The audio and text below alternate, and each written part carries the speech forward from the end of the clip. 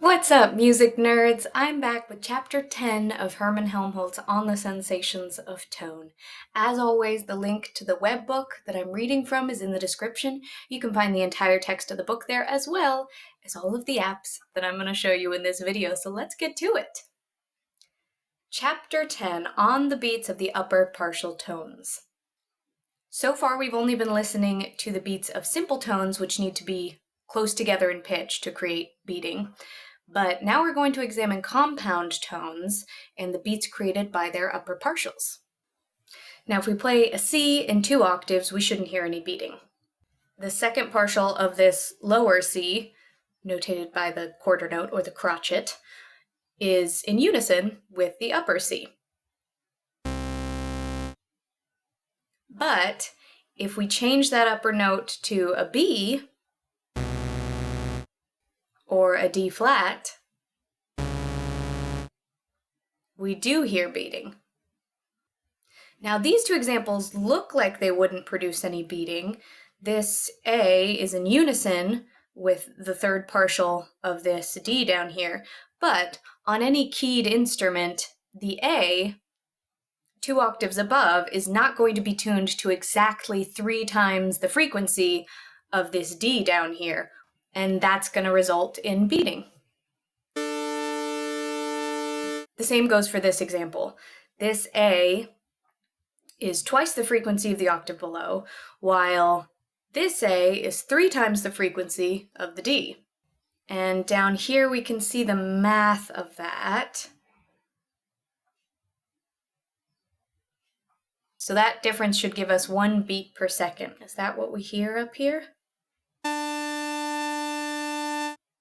Sounds like it.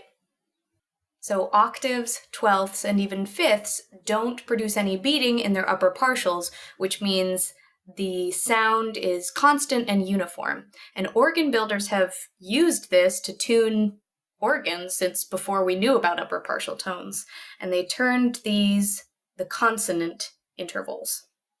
So what about other intervals? Well, Helmholtz is going to use our understanding of partial tones and their pitch numbers to calculate ratios for different intervals. Starting at the bottom, we have an octave with the prime tone and the second partial, which is a ratio of 1 to 2. Now, the third partial gives us an interval of a 12th with the prime and a 5th with the second partial. Now, the fourth partial gives us a 4th at 3 to 4, and a 5th gives us a major 6th and a major 3rd, and the 6th, a minor 3rd. So we know that the octave, the 12th, and the 5th are consonant intervals. They don't produce beating. Again, the half notes are the prime tones, and the quarter notes are upper partials.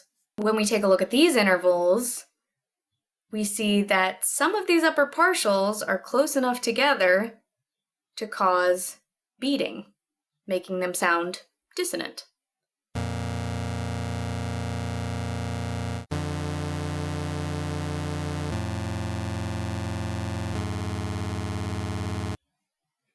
Now, Helmholtz has a thought experiment here, imagining that we have a prime tone of 300 and it's put out of tune by 1 vibration in a second.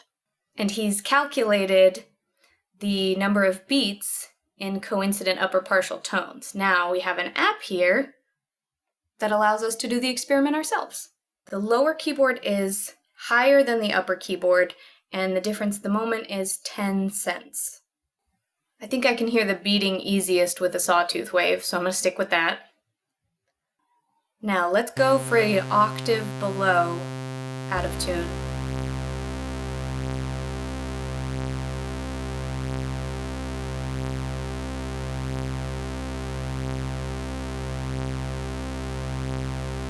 Let's try an octave above.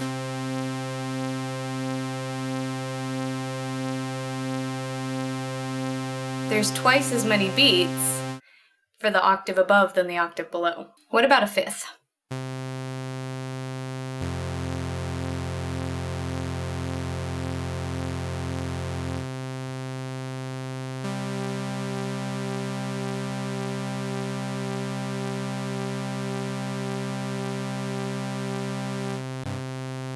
A third.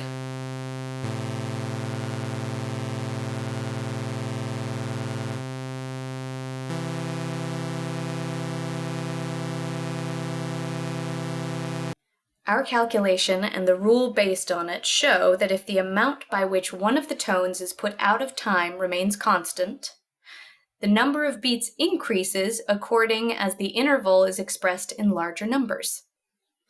Now, if we increase the difference enough,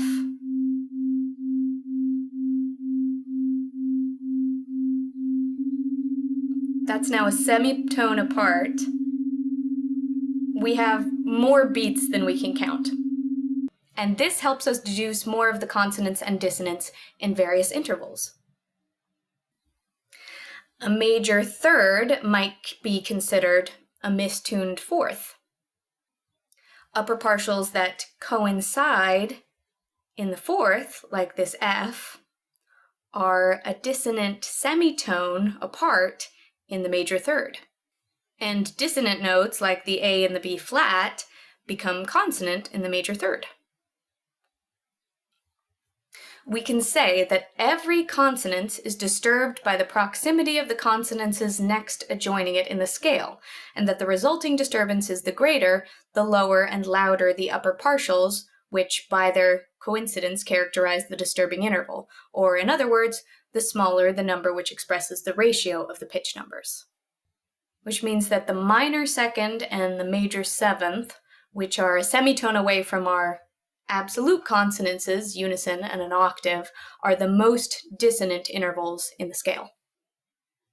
And we can see that represented with this harmonic keyboard, which I will show you in the next video. If you cannot stand a cliffhanger, then go to sensationsoftone.com and find out for yourself. Then subscribe to the channel so you can come back next week and hear about the rest of the chapter. I'll see you then. Bye!